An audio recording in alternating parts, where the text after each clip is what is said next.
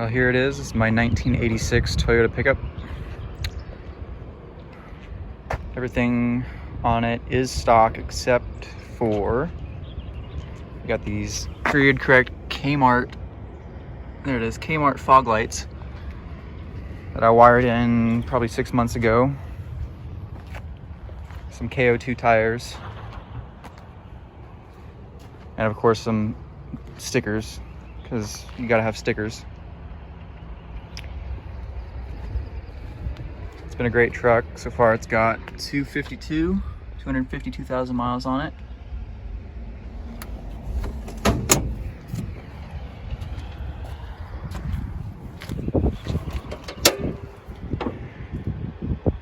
It's got a rebuilt 22R in it. It's probably got around 35,000 miles on it now.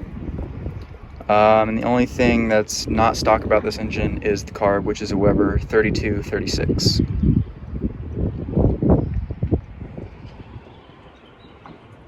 And a cheap Amazon radiator.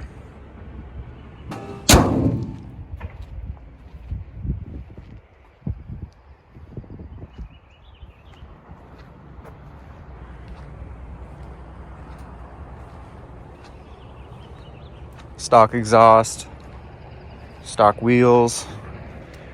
This was the base truck for 1986, so no air conditioning.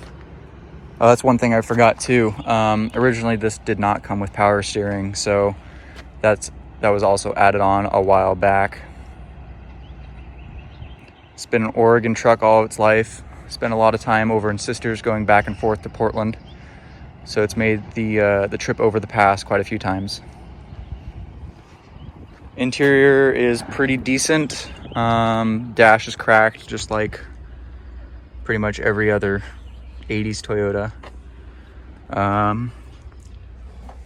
That's where the air conditioning button would have been, but it's a blank switch, just like there would have been a clock there, but there's no clock. These are also blank switches down here, but that was wired up for the fog lights and that was wired up for the alarm light. We've got a newer generation radio and a newer generation seat as well, which I think I'm gonna try and replace here soon, just because I'm 6'2" and this truck is a little tight for me. And of course, Bob the Builder on the 4-wheel drive stick. So let's go for a drive.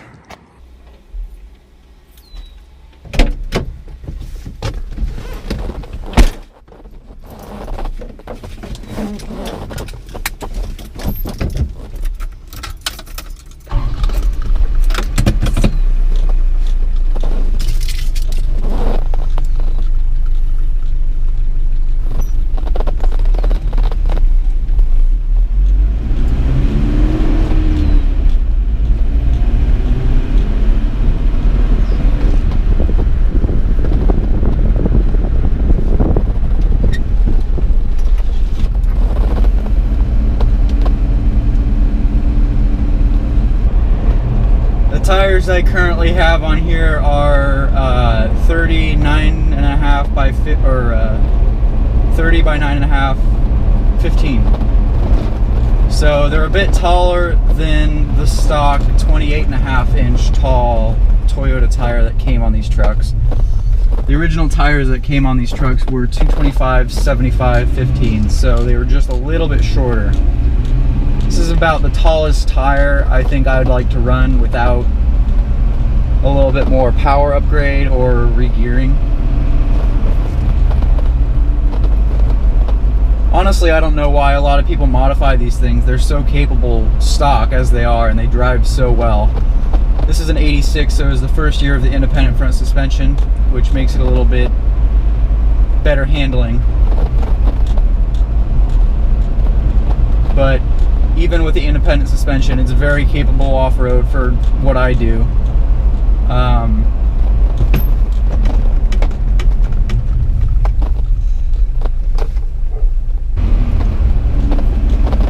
These engines came with around 100 horsepower. I've heard a lot of different horsepower numbers. Some people say 96, which I think this has. Other people say like 116, but it's all within 15 horsepower of each other, so. But it's really the torque that you use in this engine. The factory red line, I looked it up, is supposedly 4,800 RPM. So they're not an engine that you would rev out, as opposed to maybe like the Nissan engines of this era, which had more of their power higher up in the RPM. This is more of between 2 and 3,500 RPM. That's where all of your real kind of power is, mid-range torque. That's what you use in these older Toyota pickups. Oh, Grandpa. Jesus. I feel like I have the car pretty dialed in. I went on a journey. I went on a trip over to Maupin, which is on the other side of Mount Hood from Portland, and that's about a couple hours, 2.5 hours.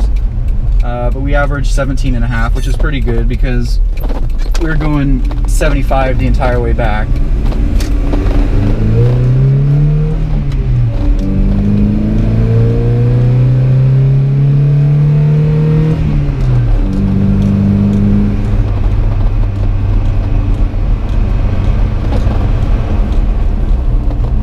For a truck that weighs 3,100 pounds, this is plenty of power. Now on the highway, as far as passing power, it's not really existent, but for around town, I mean, it's perfect. It's all you really need. Now this is one of my favorite roads to go on drives on. There's a covered bridge down at the bottom.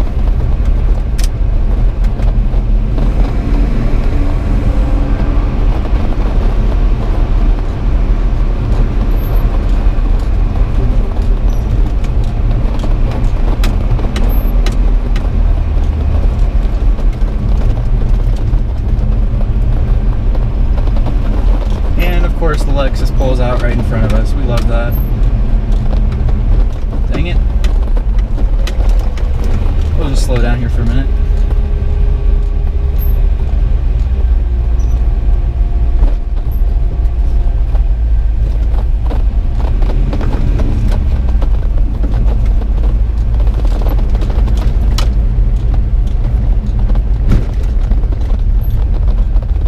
When I was first driving this truck, after my dad and I had put the engine in, I was probably 16 or 17, I can't remember. I came around that corner and it was raining once, and the whole back end, I downshifted in a second, let the clutch out way too fast, and the back end just came around and I almost hit that guy's garbage can.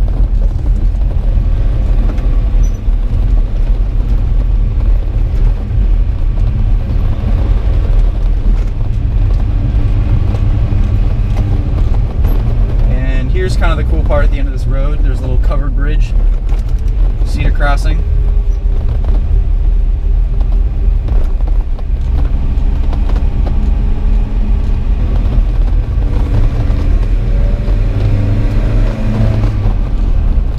Another thing I forgot to mention, this is equipped with the 5-speed manual, and I believe it's the G52 transmission. And it actually feels pretty tight for 250,000 miles, and I think that is due to the fact that it was mostly a highway truck going back and forth from Sisters to Portland and back. So it's had a pretty easy life as far as that goes, because transmissions and vehicles in general like highway miles. It's the easiest on them. I am missing the sun visor currently because the bolt on the left side was kind of, the little knuckle thing had broken in there, and so the sun visor was hanging down right in my line of vision, and I'm pretty tall, so I sit up pretty high, and that was blocking about half of my vision looking out on the road. So that's why it's gone for now. Hopefully I can find some replacement sun visors.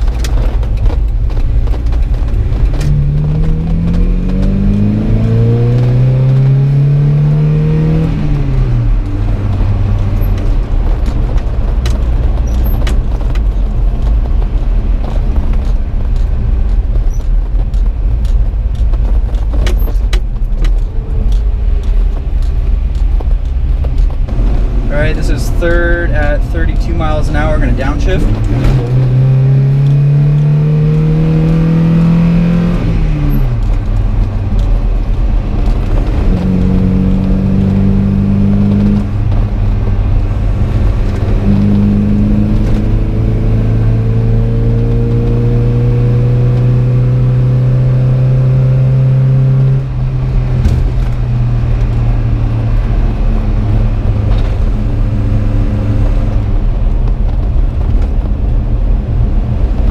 I've been pretty rough on the transmission, so I don't know how much longer it's going to last, but it still feels pretty notchy, and hope it lasts a while.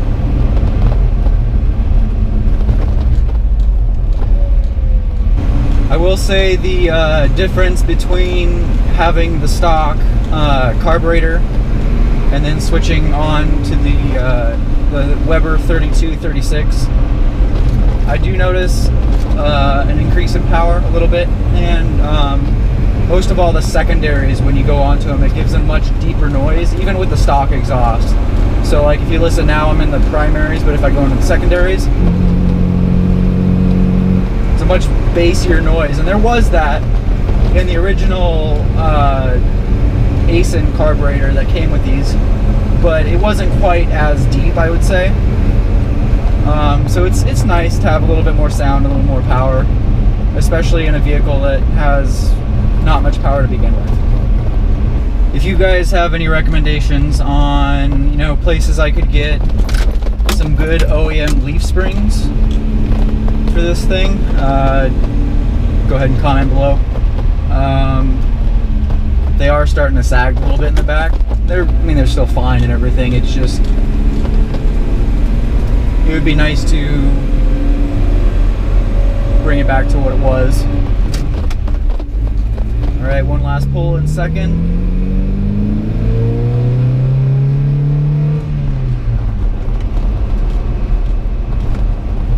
It's one of the things I love about this truck is because you can use all the power in town and not get in trouble. It's not like a Corvette or something.